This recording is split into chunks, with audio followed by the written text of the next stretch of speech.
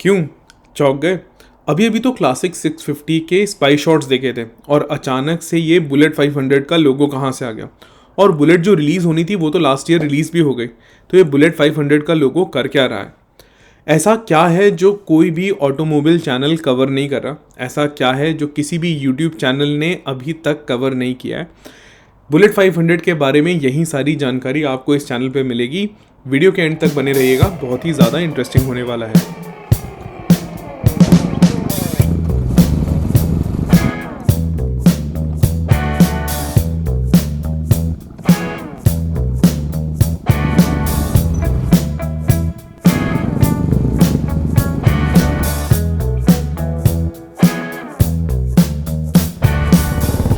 तो यार सबसे पहले डिस्कस करते हैं 500 सीसी का ओरिजिन, क्या इसकी हिस्ट्री है और क्यों ये रॉयल एनफील्ड के लिए इम्पॉर्टेंट है। तो सबसे पहले कि हमारी जो करंट जनरेशन ऑफ राइडर्स है इसमें से बहुत सारे लोग ये सोचते हैं कि जो बुलेट 500 या क्लासिक 500 था वो जस्ट इनके 350 सीसी का एक अपग्रेडेड वर्जन था जो कि मार्केट में बिका नहीं और वो बंद हो गया। इसमें से बहुत सारे लोग ये भी नहीं जानते होंगे कि पहला 500 सीसी मॉडल कब आया था, और बहुत सारे लोग ये भी नहीं जानते होंगे कि 500 सीसी की अपनी एक अलग इम्पॉर्टेंस है रॉयल एनफील्ड की हिस्ट्री में। तो शुरू करते हैं इसकी हिस्ट्री के बारे में। सबसे पहला रॉयल एनफील्ड का 500 सीसी इंजन ऑलमोस्ट उतना ही पुराना है जितना कि 350 सीसी इंजन, मतलब कि 1932 के आसपास इसका पहला 500 सीसी इंजन रिलीज़ हुआ था, जो कि उस टाइम में 100 MPH की स्पीड तक जाने के लिए कैपेबल था।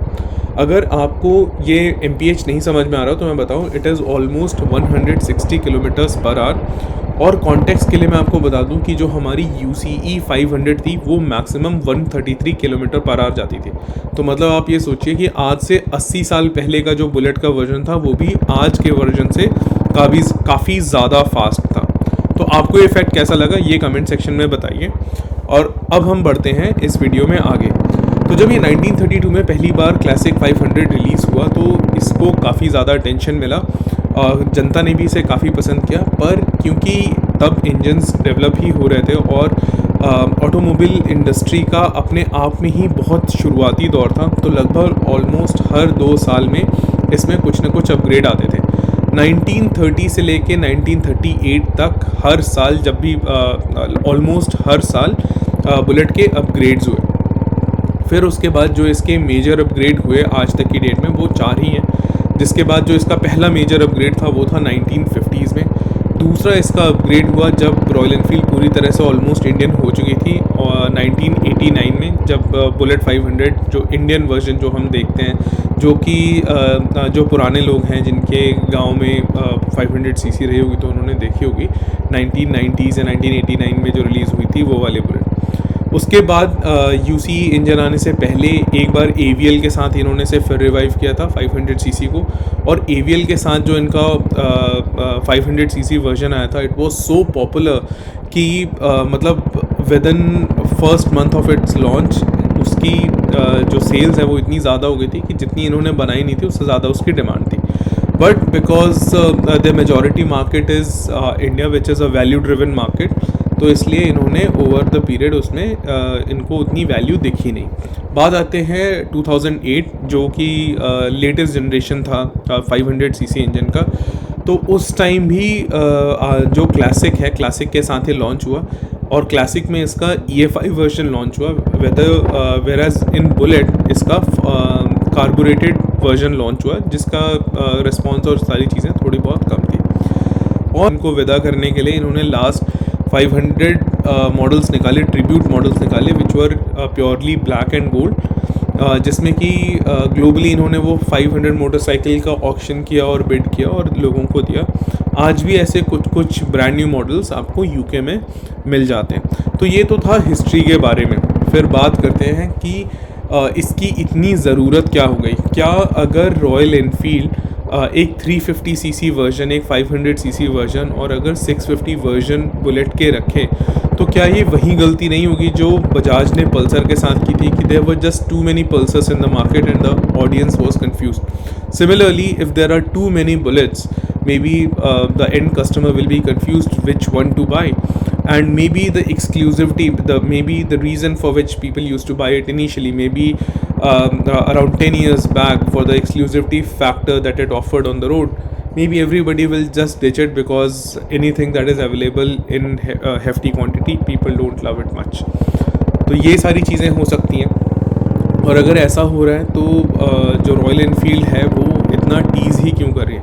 तो यार देखो, मैं बताता हूँ आपको, मुझे लगता है कि रॉयल एनफील्ड इसमें बिल्कुल भी वो अप्रोच नहीं लेने वाला जो BSA ने 650 के साथ लिया था, कि BSA gold star earlier used to be a 500cc, but this time when they came around, they launched a 650cc big single cylinder engine to keep the performance at par with the previous generation 500cc. पर royal Enfield ऐसा कुछ भी नहीं करने वाला है। Royal Enfield अपने 650cc को अपना अपग्रेड, जो पुराने कस्टमर्स हैं उनको अपग्रेड करने के लिए, देने के लिए उसने ऑफ़र किया है। 50cc इंजन है। Over the period of time royal Enfield को भी ये पता है कि धीरे धीरे ये जो इंजन है, it will be so much over use that it will become the new 100cc of the India, and maybe Bullet 350 will become the new Splendor of India, and then that will be the time when Royal Enfield would want to ditch this platform and get something powerful as the base of this motorcycle, और उस time ज़रूरत होगी bullet 500 की। हालांकि बहुत सारे लोग ये भी कहते हैं कि बुलेट 500 में भी जब next iteration with in 2 years, जब नेक्स्ट आइट्रेशन आए, जैसे ये वाली क्लासिक 500 ये वाली क्लासिक का जो मॉडल है ये 3 साल में ही अपग्रेड हो गया, तो लोगों का कहना है कि हो सकता है कि अगले 3 साल में ही आ जाए। बट मुझे स्ट्रांगली लगता है कि until unless bullet 350 platform is overused and they start seeing a bit decline in the market, they're not going to come up with the 500cc. The other fact that is forcing me towards believing that they will do a comeback with their classic 500cc. The reason for that is that they have teased it twice till now. First at the launch of Bullet last year, and second at the launch of Gorilla. Like, I was watching through one of the videos that was in Spain or England, where they were doing a formal launch in one of the showrooms. At that time as well, they had the Bullet 500 signature. So whether it is going to come in next 3 years, whether it is going to come in next 5 years, it will always be a good addition for all the motorbike lovers. Now whether it is going to be a single cylinder, whether it is going to be a twin cylinder, that is something that is yet to be seen. But जो भी होगा, हम bullet और classic lovers के लिए वो अच्छी ही news होने वाली है। खैर, यही सारी चीज़ें थी जो मुझे आपसे शेयर करनी थी, और क्योंकि मैंने देखा इस पर किसी ने वीडियो नहीं बनाई है, तो इसलिए मैंने बनाया कि आप इस वीडियो को देखें, और अपने अगर आप बुलेट कम्युनिटी में जुड़े हुए हैं तो अपनी कम्युनिटी से शेयर करें, अपने दोस्तों से शेयर करें।